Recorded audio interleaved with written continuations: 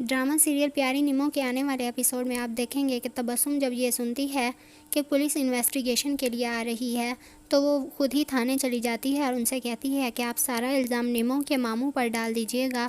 आप जितने पैसे कहेंगे मैं आपको उतने दे दूँगी और मेरे भाई को बताइएगा कि उसकी बीवी के मामू ने ही ये चोरी की है। तो वो ऐसा ही करते हैं। काशिफ जब जाता है तो वो कहते हैं कि आपकी वाइफ के मामू ही हर वक्त वहाँ आते जाते रहते हैं, इसके अलावा कोई भी आपके घर नहीं आया। तो आपकी वाइफ ने वो जेवरात आपकी अम्मा की अलमारी से चोरी करके अपने मामू को दे दिए हैं। काशिफ जब घर आता है तो निमो का रो रो कर बुरा हाल होता है। वो कहती है कि चोर का पता चला, मुझे बताओ। तो काशिफ कहता है हाँ चोर पता चल गया है और वो तुम्हारे मामू हैं। निमो कहती है नहीं, मेरे मामू नहीं हो सकते, आप लोग मिलकर उनको फंसाने की और उन्हें बदनाम करने की कोशिश कर रहे हैं। मेरे मामू कभी ऐसा कर ही नहीं सकते, वो बहुत शरीफ इंसान है। काशिफ कहता है कि ये सब तुमने और तुम्हारे मामू ने मिलकर ही किया है। निमो कहती है नहीं, भला हम अपने ही घर से क्यों जेवरात चोरी करेंगे। कोई भी उसकी बात नहीं सुनता। शाम में तबस्सुम अपने बॉयफ्रेंड से मिलने के लिए छत पर गई हुई होती है कि निमो भी वहीं काम से पहुंच जाती है। वो जब देखती है कि ये दोनों बातें कर रहे हैं तो वो वहीं चली जाती है और तबस्सुम से कहती है कि तुम अभी तक बाज नहीं आई, अभी भी छुप छुप कर इससे मिल रही हो। अगर अम्मा अब्बा को पता चल गया तो तुम्हें मालूम है वो तुम्हें कितना डांटेंगे और तुम्हारी शादी भी कर देंगे। उनकी आवाज़ें सुनकर रिजवाना और उसके हस्बैंड दोनों ऊपर आ जाते हैं। वो उनको रंगे हाथों पकड़ लेते हैं। तो तबस्सुम वहाँ झूठ बोलती है। वो कहती है कि मुझे तो बिल्कुल भी नहीं मालूम कि ये लड़का कौन है।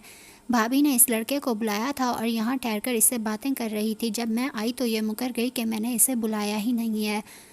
तो निमो कहती है मैंने नहीं बल्कि तबस्सुम ने ही इस लड़के को बुलाया था, ये इसी का दोस्त है।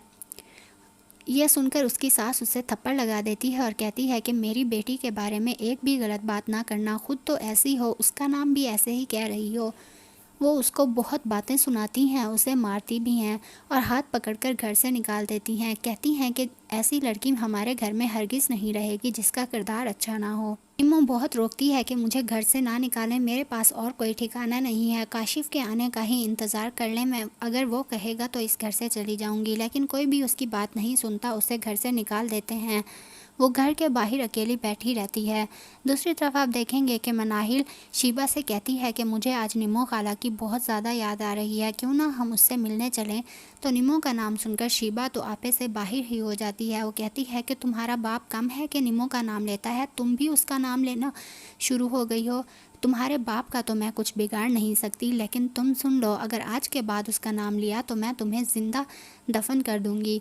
ये सुनकर मनाहिल बहुत ज़्यादा डर जाती है। मज़ीद वीडियोस देखने के लिए चैनल को सब्सक्राइब करें और बेल आइकन पर क्लिक करें ताकि हर आने वाली वीडियो आपको पहुंचती रहे।